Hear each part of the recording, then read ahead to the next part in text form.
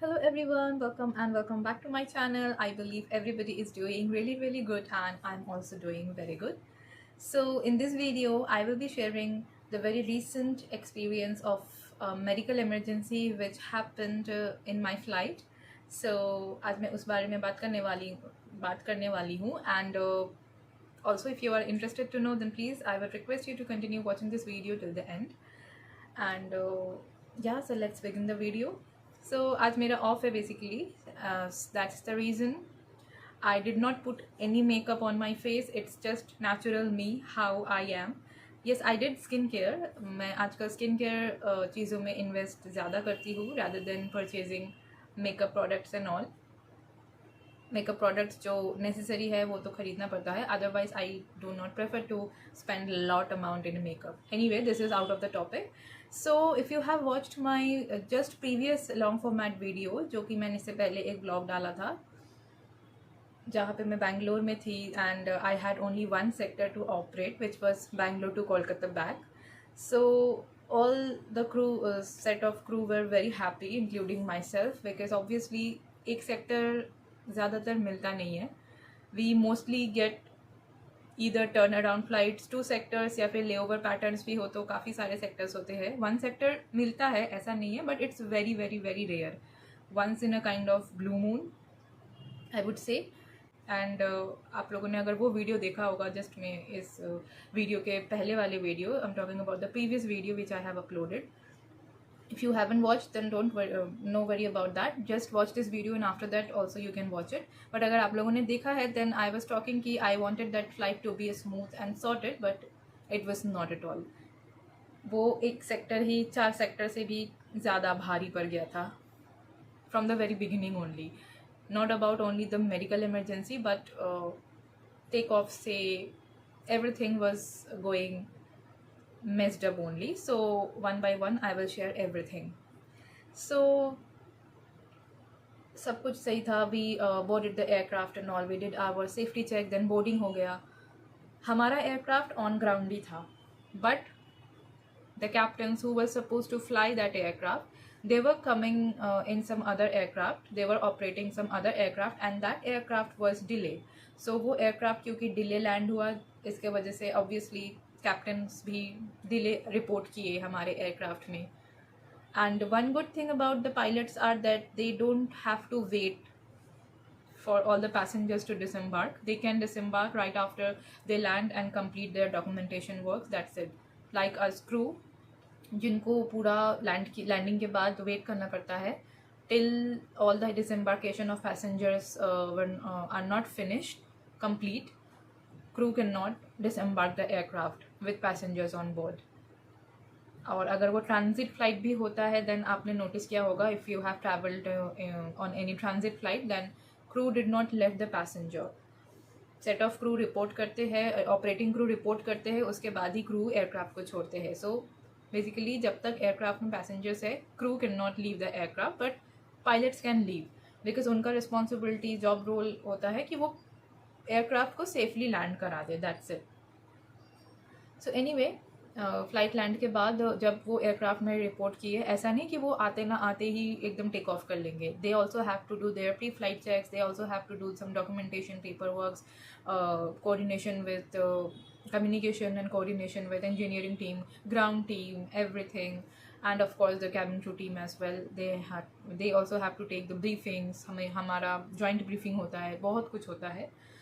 तो वो सब करते करते थोड़ा सा डिले हो गया था, but how ever still it was manageable because हमारा डिपार्चर था 2050 यानी कि 8:50 PM को. एंड ऑलमोस्ट 9 बज गए थे ये सब करते करते, बट स्टिल 10 मिनट का डिले चल रहा था. इतना सब कुछ होने के बाद भी we were just 10 minutes delay. So any way we close the door and हमने अपना डेमोन्स्ट्रेशन, सेफ्टी डेमो वगैरह सब कुछ किया. एंड देन टेक ऑफ के लिए जब we sat on our jump seat, we secured all the cabins and everything because obviously Bangalore, Delhi, these are the most busiest airport, Bombay as well, Mumbai as well. So Bangalore का airport था, Bengaluru और Bangalore whatever. हमारे aircraft को मिला था 9 number slot. Because वहाँ से flight operation वो सब एयरपोर्ट से फ़्लाइट ऑपरेशंस बहुत ज़्यादा होते हैं. So our aircraft got 9 number slot, and it was announced by captain, and almost 1 hour तक 1 घंटे तक we were on the taxiway, runway or taxiway. We were on the taxiway only. हम wait कर रहे थे एंड 1 घंटा हो गया. Aircraft engines are on but still it was on ground. अब बंद एयरक्राफ्ट में पैसेंजर्स के साथ उस कंडीशन में obviously so many questions from passengers, irritating, frustrations, सब कुछ जायज़ था उन लोगों की तरफ से. But what can we do? उस वक्त हम भी वही सिचुएशन में थे जो पैसेंजर्स थे. हम भी कैबिन में ही बैठे थे, पैसेंजर्स भी कैबिन में ही थे. What ever communication were happening, it was between the pilots and the ATC, and what ever the pilot was announcing वो पैसेंजर्स भी सुन रहे थे, हमें भी वही सुनाई दे रहा था, कुछ एक्स्ट्रा हमें नहीं सुनाई दे रहा था. So all the informations were passed by captains positively, time by time वो अपडेट दे रहे थे कि अभी इतना मिनट बाकी है, हम लोगों का नंबर इस नंबर पे, ये वो etcetera. But still passengers were obviously वो पैसेंजर्स है, वो कुछ भी कर सकते हैं. एनीवे, उनकी भी गलती नहीं थी, पूरा गलती नहीं थी मैं नहीं बोलूँगी, but they need to understand that it is not in our hand. But anyway, जैसे जैसे टेक ऑफ हुआ and we started, after takeoff we started our service, we finished our service successfully, and थोड़ा सा time mid air जब हो गया था और हमारा सर्विस वगैरह हो गया था, we were about to have something for ourselves. कुछ खाना पीना हम स्टार्ट करने वाले ही थे कि एक कॉल बेल आता है पैसेंजर्स के उससे, पैनल से.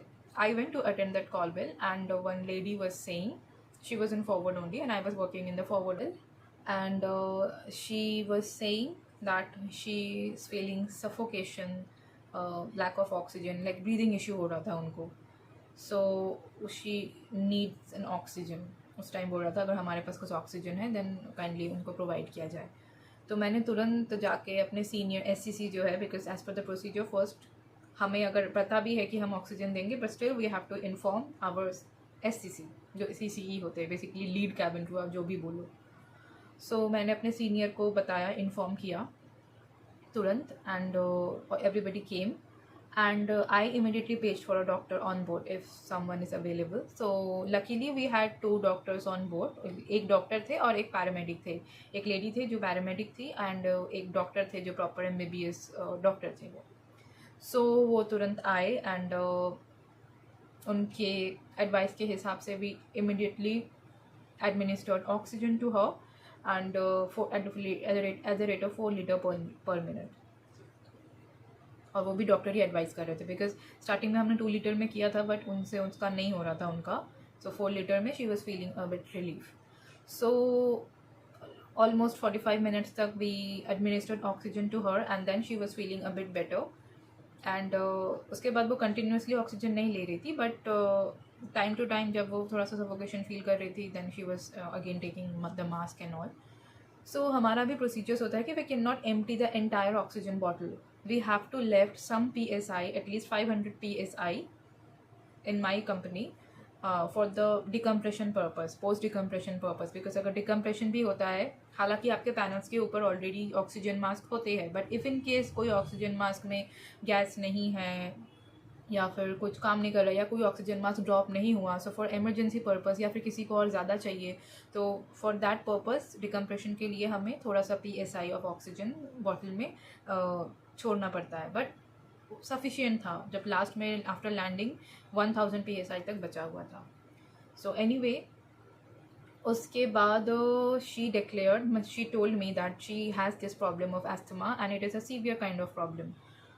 देन वी वॉज सेइंग कि she was a first time flyer basically. So क्या होता है ना कि अगर आपको कोई भी इस तरह के प्रॉब्लम होते हैं, then you should declare it to the airline company at the time of booking your tickets.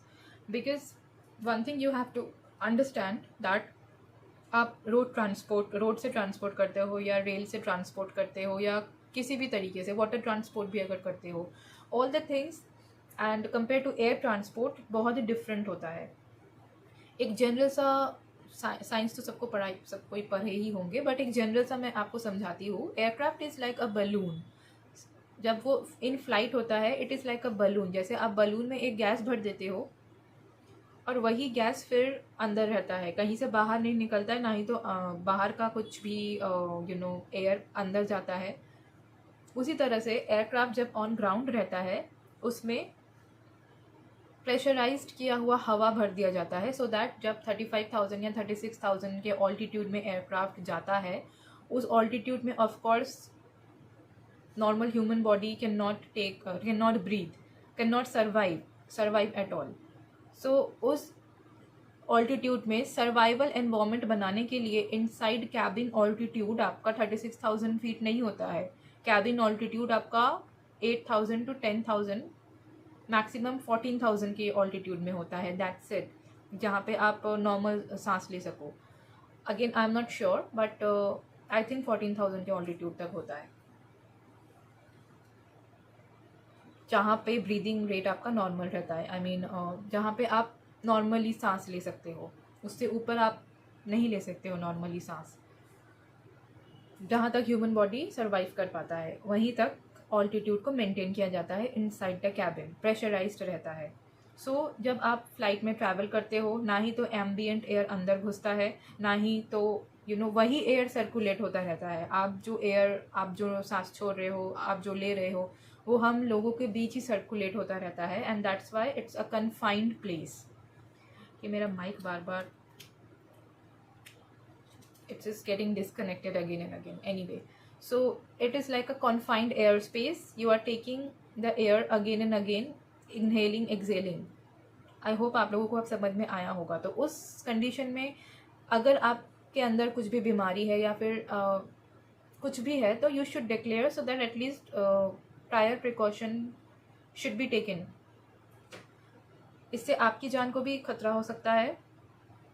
You should first give priority to your health. Of course we are there for all the safety related things, and that's why we are trained, but one thing you have to understand that we are only first aider. हमें doctor की training नहीं दी जाती है, हमें सिर्फ first aid की training दी जाती है. And first aid means the immediate care, it is not the ultimate care. Alright, so इन सारी चीज़ों को मद्देनज़र रखते हुए ही आप एयरलाइन टिकट को बुक करें, इससे आपका ही अच्छा होगा.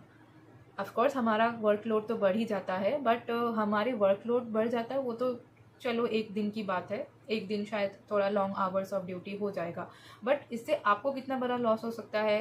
उस दिन का केस उतना सीवियर नहीं था, and luckily we had 2 doctors as well available on board. But अगर डॉक्टर्स नहीं भी होता तो भी वो कंडीशन हम लोग संभाल लेते और ऑक्सीजन देके. बट अगर मान लीजिए किसी को हार्ट अटैक या किसी को कुछ भी, हाँ अगेन ऐसे भी बहुत सारे केसेस होंगे जो सडन हेल्थ इशू होते हैं, उसमें आप कुछ कर नहीं सकते हो. बट अगर आपको पहले से ही पता है कि आप ऑलरेडी किसी चीज़ से गुजर रहे हो, देन इट इज़ बेटर कि आप डिक्लेयर कर दो. अगर डिक्लेयर कर देते हो देन इट्स फाइन, दैट हमें भी अवेयरनेस रहेगा कि यस आपको एक्स्ट्रा प्रिकॉशन चाहिए, और it is always better. So anyway, coming to the situation now, हम लोग कैप्टन को भी time to time all the updates देते जा रहे थे कि अभी कैसा है, कितना ऑक्सीजन बॉटल यूज़ हुआ है, because we have to inform everything.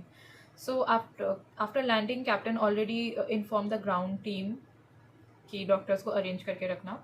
So after landing सारे पैसेंजर्स डिसम्बार्क होने के बाद ऑन ग्राउंड डॉक्टर आए, उनका प्रॉपर चेकअप किया गया, एंड उनको समझाया गया कि आगे से काइंडली डिक्लेयर कर दीजिएगा उसको मद्देनज़र रखते हुए ही चेकअप के बाद ही अगर आप फिट टू फ्लाई है देन ओनली आप फ्लाइट बोर्ड कर सकती है. सो एनीवे उनका चेकअप किया गया, फिर उनको ले जाया गया. इंजीनियरिंग टीम आए, ऑक्सीजन बॉटल को रिप्लेस किया, एंड हमें जो CCE है with all the witness crew, हम सारे विटनेस क्रू थे, on board incident form fill किया, कैप्टन को उससे सिग्नेचर लिया. सो ये सब करते करते लैंडिंग के ऑलमोस्ट 1 घंटे तक हम लोगों ने एयरक्राफ्ट में ही थे, बिकॉज हमारा ऑब्वियसली ये सब काम करना पड़ता है. कोई भी इंसिडेंट होता है आपके एयरक्राफ्ट में, आपके फ़्लाइट में, you have to then and there report it. And सारा प्रोसीजर फॉलो करने के बाद फाइनली हम डिप्लेन हुए. So yeah, this was the medical emergency which recently happened on board in my flight. And it was that one sector only जिसके लिए हम लोग इतने खुश थे. But anyway, it was also an experience because one thing on that day I have realized that although हमें training में proper सिखाया जाता है कि how to use oxygen bottles and all, we have used it as well, the demo bottles we have used it as well, but when you do the things practically it will directly imprint on your mind. This is at least what I believe. जब आप चीज़ों को practically करते हो तब वो चीज़ आपके दिमाग में इम्प्रिंट सा हो जाता है and you will never forget it. So on that day when I practically administered oxygen to someone, I realized that yes, how it actually works. I knew कि कैसे वर्क होता है, बट जब आप प्रैक्टिकली करते हो और प्रैक्टिकली देखते हो कि फ्लो कैसे होता है, यू नो रिजर्वॉयर बैग का वो सब इन्फ्लेशन जो थियोरेटिकली जो भी हमने पढ़ा है, प्रैक्टिकल चीज़ों को करने से आपका नॉलेज और इन्हांस होता है और वो आप ज़िंदगी भर याद रखते हैं. This is what I believe. So yeah, this was all about the incident which recently happened, a medical emergency, and it was also a learning experience for me which will be with me forever. And I will see you in my next video with some another emergency incident which was about a smoke inside the laboratory, and ये भी मेरे flight में हो चुका है, so I will talk about it in my next video. Till then, take care of yourself, and if you like this video then please do not forget to give it a thumbs up, that is like, and if you have to add anything you can write it down in the comment section, and I will see you in my next video. Till then, spread love, bye, and thank you so much from the bottom of my heart for being with me. Bye.